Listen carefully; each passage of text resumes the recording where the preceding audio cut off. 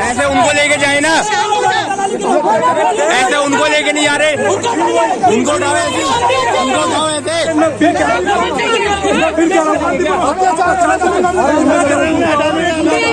हम क्यों प्रोटेस्ट करेंगे?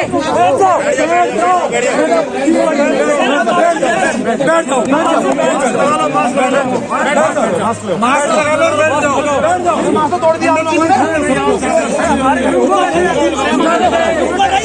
बैठो बैठो, हम अभी 1 घंटे से अजय जी 2 घंटे से 1 घंटे की बात हो रही है। चोर है, चोर है, बीजेपी चोर है, चोर है, चोर है बीजेपी। होश में आओ, होश में आओ, होश में आओ, होश में आओ, होश में आओ, होश में आओ, होश में आओ, होश में आओ, होश में आओ, होश में आओ, होश में आओ, होश में आओ, होश में आओ, होश में आओ, होश में आओ, होश में आओ, होश में आओ, होश में आओ, होश में आओ। हाय हाय हाय हाय हाय हाय, हाय हाय हाय हाय हाय, हाय हाय हाय हाय, हाय हाय हाय हाय, हाय हाय हाय हाय। सिचुएशन के लिए करना चाह रहे हैं पंडित जी। अब आपने सुनिए, आप जो वादा कर दूंगा ना पंडित जी, आप उनको हटवाने के लिए आए थे या मीटिंग के लिए आए थे? मीटिंग के लिए आए थे ना। ऐसा मीटिंग थोड़ी हो सकती है। 1 घंटा सर, 1 घंटा हो गया, हमें खुद देखना है। 1 घंटे हो गए ये सर, 3 घंटे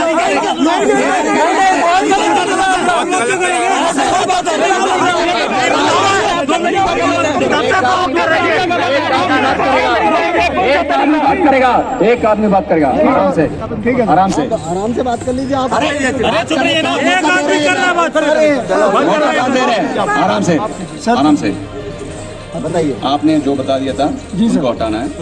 मैं बातचीत शुरू कर लिया, जी सर, ठीक है, 1 मिनट यार, बात करना दो यार। हाँ ठीक है, अभी बात करने के लिए शुरू कर लिया हमने, वो चलेगा। अभी जो पुलिस का काम करना देना, आप बीच में आके मुझे यहाँ डिस्कशन मत करना, आप पीछे हटा जाइए और हम अपना काम करेंगे।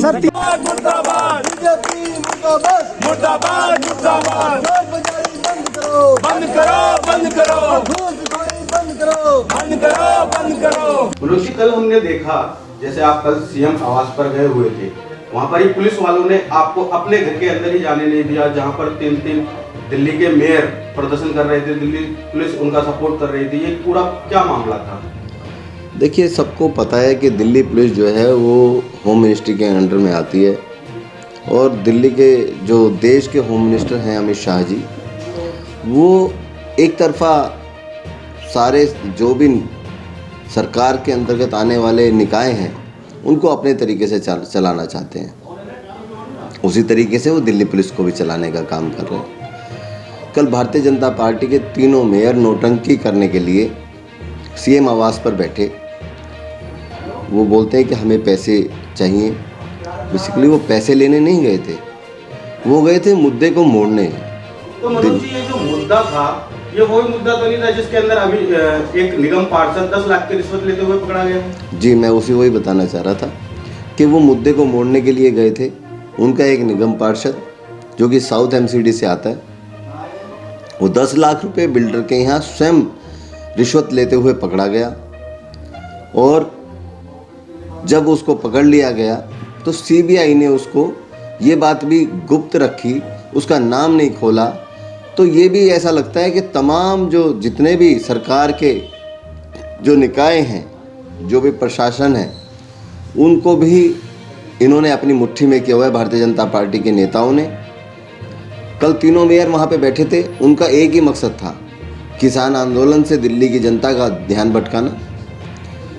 जो उनके पार्षद ने 10 लाख रुपए लिए, मनोज जिसका नाम है, उससे उस मुद्दे से दिल्ली की जनता का ध्यान भटकाना। और जिस तरीके से वो विफल हुए हैं अपनी स्वच्छता अभियान में, 47 शहरों के स्वच्छ सर्वेक्षण में उनका 46वां स्थान आया।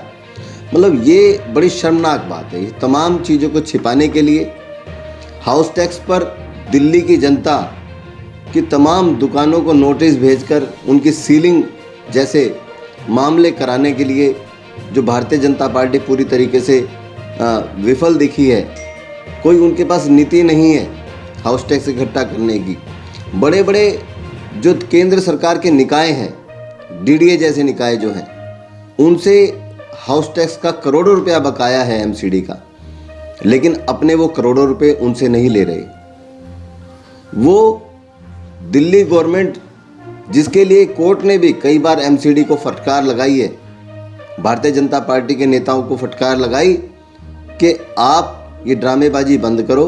दिल्ली सरकार का जितना बनता था एमसीडी को देनदारी, उतनी उन्होंने दी है। और चरणबद्ध तरीके से जो जो एक सिस्टम है वो आपको दिया जा रहा है। लेकिन भारतीय जनता पार्टी बार बार ड्रामा करती है। कल सीएम आवास पर जाकर के सीएम साहब के गेट के सामने बैठ गई, तीनों मेयर बैठ गए वहाँ पे, उनके साथ कुछ और लोग बैठ गए। और कमाल की बात तो ये कि हमारी वहाँ पे 2 बजे मीटिंग फिक्स थी और हमें मीटिंग के लिए नहीं जाने दिया गया, जबकि उन मेयरों को जिनका वहाँ कोई लेना देना नहीं था, कोई पहले से कोई इंटीमेशन नहीं थी, पुलिस ने बिना किसी परमिशन के एक मुख्यमंत्री आवास के सामने उनको बैठने की किस तरह परमिशन दी, किस तरीके से वो लोग बैठे। और उनकी सेफ्टी के लिए तमाम 1000 लोग दिल्ली पुलिस के वहाँ पर लगा दिए गए। मैं समझता हूँ कि ये बिल्कुल अनैतिक है। जिन लोगों को बिना परमिशन के लिए वहाँ बैठा गया, उनकी सेफ्टी किस बात की। दूसरी चीज़ ये कि हम अपने घर में जा रहे हैं मीटिंग के लिए, हमें रोका गया, हमें वहाँ से उठा करके बाहर फेंक दिया गया। वो लोग नारेबाजी कर रहे हैं, हुटिंग कर रहे हैं और उनको हटाया नहीं जाता, उनके साथ कोऑपरेशन किया जाता है, उनके लिए खाने की व्यवस्था कराई जाती है। जो लोकल थाना एसएचओ है, मैं नाम के साथ भी कह सकता हूँ लेकिन मैं नाम नहीं लेना चाहता, उन्होंने बिल्कुल पार्शलिटी दिखाते हुए वहाँ पे खाना मंगाने की व्यवस्था करी। और जब हमने वो खाना ले जाते हुए 5 आदमी पकड़े कि भाई आप कहाँ जा रहे हैं, पन्नियाँ लेकर के आप सीएम हाउस की तरफ जा रहे हैं, कोई उनसे पूछ नहीं रहा कि क्या करने जा रहे हो, कहाँ जा रहे हो, उनसे कोई सवाल जवाब नहीं हो रहे। लेकिन जब हम जाते हैं तो हमें वहाँ से बैरिकेडिंग से आगे जाने नहीं दिया जाता और उठा करके फेंक दिया जाता है। हमारे विधायक के साथ बदतमीजी करी जाती है, उसको घसीट के ले जाया जाता है। हमारे साथ बदतमीजी करी जाती है, हमें घसीट के ले जाया जाता है, डंडे मारे जाते हैं।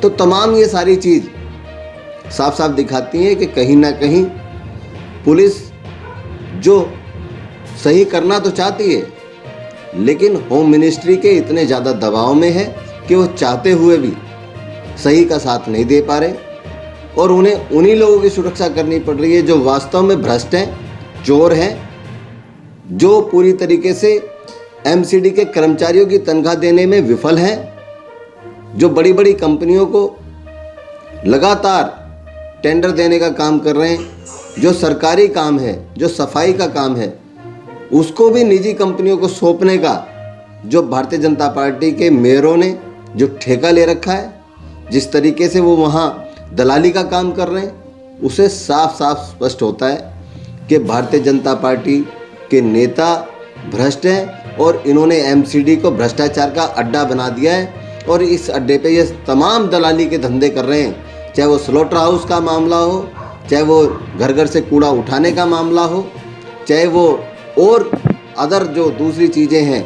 एक जो मशीन इनके पास है MRSM machine, mechanical road sweeping machine जिसको बोलते हैं, जो सड़कों पे झाड़ू लगाने का काम करती है, मशीन इनकी चलाने के लिए निजी कंपनी को लोगों को टेंडर दे रहे हैं। एक दिन का 40-40 हज़ार रुपया उस गाड़ी को दिया जा रहा है चलाने के लिए सिर्फ, जिसमें डीजल भी एमसीडी भरवाती है। तो उसमें और क्या खर्चा आता है उसको चलाने के लिए, हम ये जानना चाहते हैं। ये भारतीय जनता पार्टी के लोग सिर्फ भ्रष्टाचार की मलाई चाटने का काम कर रहे हैं, तमाम कामों को निजी कंपनियों के हाथों में सौंपने का काम कर रहे हैं, एमसीडी के कर्मचारियों को बेरोजगार करने की तरफ जा रहे हैं। और ये एमसीडी के तमाम कर्मचारी जो आज अपना शुरू से लेकर आज तक अपने बुढ़ापे की ओर आ गए, नगर निगम की सेवा करते करते आज उनको ठेकेदारों के हाथ में सौंप देना चाहते हैं, जिससे इनकी हिस्सेदारी इनके पास आती रहे और ये कर्मचारी बेबस बेसहारा और परेशान होकर के नौकरी छोड़ के चले जाएं, जिससे कि ये इनके पास नए लोगों को अपॉइंट करके और ज़्यादा मलाई खाने को मिले।